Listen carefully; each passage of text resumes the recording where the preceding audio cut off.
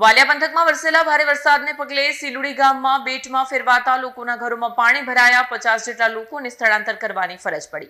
વાલિયા પંથકમાં ભારે વરસાદના કારણે સિલુડી ગામમાં પૂર જેવી સ્થિતિ સર્જાઈ હતી। ગામમાંથી પસાર થતા કોટરના પાણી 10 થી વધુ ઘરોમાં ઘૂસી જતા ગ્રામજનોમાં અફરાતફરી મચી। ભારે વરસાદથી એક મકાનમાં ભૂવો પડ્યો, જ્યારે 2 મકાનોની દિવાલ ધરાશાયી થતા 7 લોકોનો આબાદ બચાવ થયો। ઘટનાની જાણ થતાં તલાટી અને વહીવટીતંત્ર સ્થળ પર દોડી આવ્યું અને 50 જેટલા લોકોને ગામની શાળામાં સુરક્ષિત સ્થળે સ્થળાંતર કરવામાં આવ્યા। ગ્રામજનોએ નુકસાનને પગલે તાત્કાલિક સહાયની માંગ કરી છે। આજ રોજ અતિ ભારે વરસાદ આવવાથી સિલુડી ગામે લગભગ અંદાજિત 10 થી 15 મકાનો ધરાશાયી થયા છે। ગરીબ આદિવાસીઓ જે બિચારા મજૂરી કરી પોતાનું ગુજરાન ચલાવે એવા લોકોના ઘરો પડી ગયા અને ઘર વખરી સામાન તમામ બધો તણાઈ ગયો છે। તો તંત્રથી મારી અપીલ છે કે આ લોકોને પોતાના મકાન મળે અને ઘર વખરી સામાન પોતાનો અનાજ પાણી એમને મળે એવી આશા છે। એટલે અમે જાણ કરી છે તંત્રને અને પ્રમુખ સાહેબની પણ જાણ કરી છે તાલુકા પંચાયતના। એમના આદેશથી હું આવેલા આ લોકોને જોયું છે આજે, તો ઘણું બધું નુકસાન થયું છે। તો મને તંત્રથી આશા છે, ડિઝાસ્ટર વિભાગથી, કે આ લોકોને પોતાના મકાન અને ઘર વખરી સામાન મળે એવી આશા છે।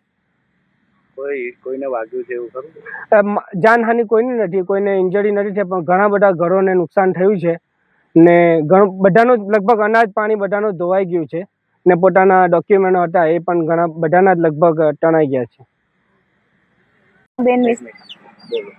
હું વસાવા જાનુબેન વિષ્ણુભાઈ વસાવા, સિલુડી ગામના રહેવાસી, વસાવા મંજુલાબેન અભયસિંહભાઈની પુત્રી।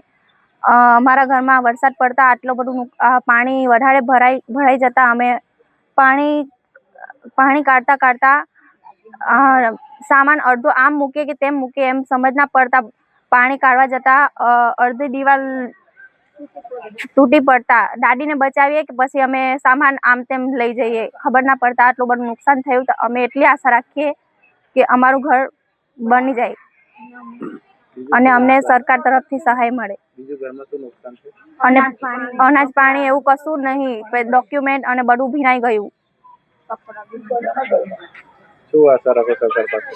અમે સરકાર તરફથી એટલી આશા રાખીએ કે અમને અમારું બસ જીવનની જરૂરિયાત આમ નુકસાન થયું એ મળી જાય। વિડીયો જર્નાલિસ્ટ સંજય વસાવા સાથે સડ્યા ટીવી ન્યૂઝ વાલિયા।